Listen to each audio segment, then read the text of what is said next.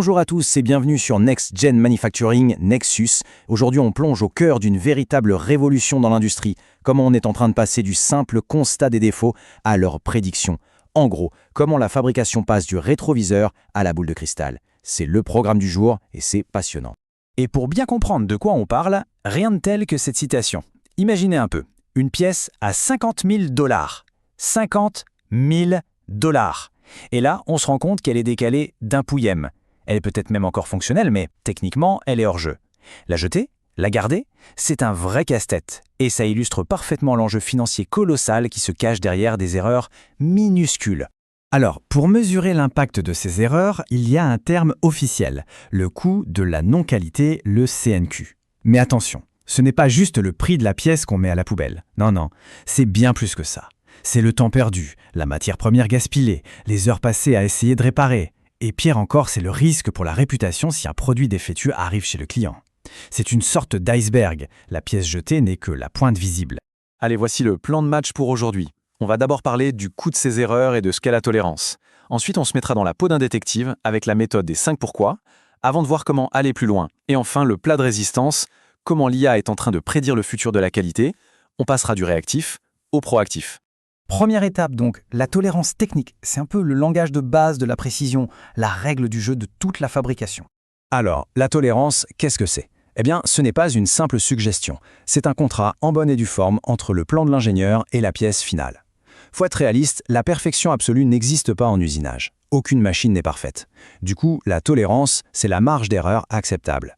Mais si on dépasse cette marge, même d'un cheveu, la pièce est non conforme. Point final. Ok, donc on a une pièce défectueuse. Et maintenant?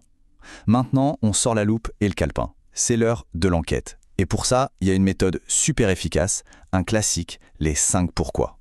L'idée, c'est de se transformer en Sherlock Holmes de l'atelier. Regardez cet exemple, c'est très parlant. Problème de départ, une perte de couple. Ok. Premier, pourquoi? Parce que le chanfrein, ce petit bord biseauté, est trop petit. D'accord. Deuxième pourquoi? Parce que la pièce a glissé pendant l'usinage. Ah. Troisième pourquoi? Parce que le serrage n'était pas assez fort. On s'approche. Quatrième pourquoi? Parce que l'alimentation en air qui contrôle le serrage n'était pas bien maintenue. Et voilà. Le cinquième pourquoi nous donne la racine du problème. En 5 questions, on est passé d'un symptôme client à un simple tuyau d'air défaillant. C'est ça, la puissance de la méthode. Mais attention, trouver le coupable technique, ce n'est que le début. Pour une enquête vraiment complète, il faut aller plus loin. On parle d'une approche à 3 piliers, pour être sûr et certain que ça ne se reproduise plus jamais. En fait, il faut se poser 3 grandes questions. D'abord, le problème spécifique. Qu'est-ce qui a cassé concrètement? Ensuite, le problème de détection. Pourquoi est-ce qu'on ne l'a pas vu avant que ça ne sorte de l'usine? Et enfin, la question qui fait mal, le problème systémique. Comment notre système, dans son ensemble, a pu laisser une telle chose arriver? Le premier pilier, c'est le comment technique. On cherche les causes directes, le flagrant délit. Est-ce que l'outil de coupe était usé? La machine mal configurée? Est-ce que c'est une erreur humaine ou peut-être même un souci dans le design de la pièce? C'est le niveau du terrain, de l'opérationnel. Le deuxième pilier, lui, s'attaque à nos filets de sécurité. La question est simple. Comment ce défaut a-t-il pu passer entre les mailles du filet? Est-ce qu'on ne contrôle pas assez souvent? Est-ce que nos instruments de mesure sont assez précis? En gros, pourquoi notre système de contrôle qualité a-t-il échoué? Et on arrive au troisième pilier, le plus important, le systémique. Là, on prend vraiment de la hauteur, on ne regarde plus la pièce ou la machine, on regarde l'organisation. Pourquoi est-ce que cette possibilité d'erreur existait? Est-ce que notre maintenance préventive est à la ramasse? Est-ce qu'on a mal planifié la production? C'est souvent une faiblesse dans le système de management qui est la vraie cause profonde. Voilà pour la méthode classique. On est en mode pompier, il y a un feu, on l'éteint et on cherche pourquoi il a démarré. Mais la vraie révolution, et c'est là que ça devient fascinant, c'est de passer de pompier à prophète. La question est là. Simple, mais elle change absolument tout. Et si? Et si on pouvait voir les problèmes arriver?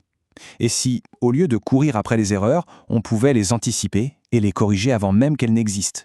Eh bien, ce n'est plus de la science-fiction, c'est exactement ce sur quoi des chercheurs travaillent. Le processus est assez dingue.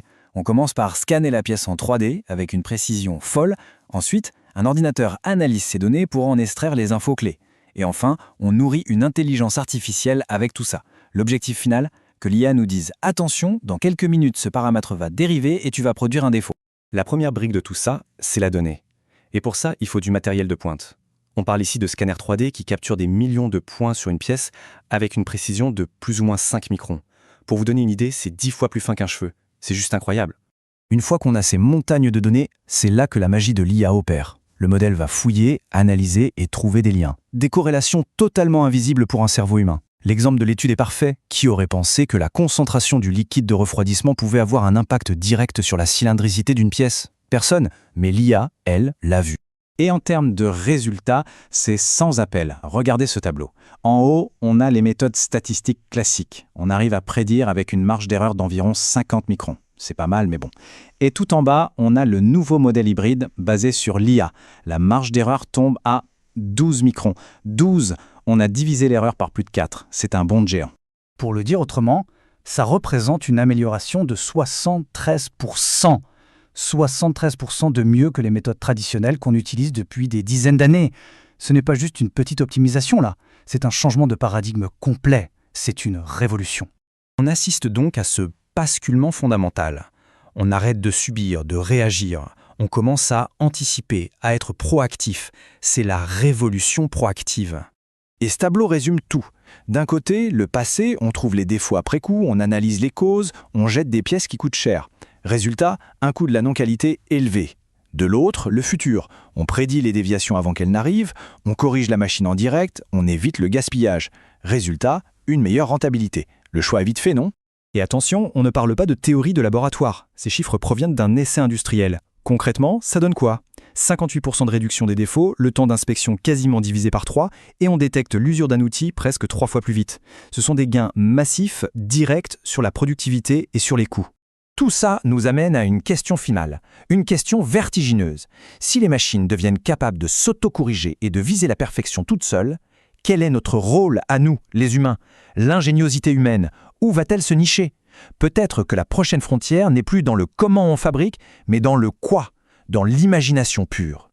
C'est une belle question pour conclure.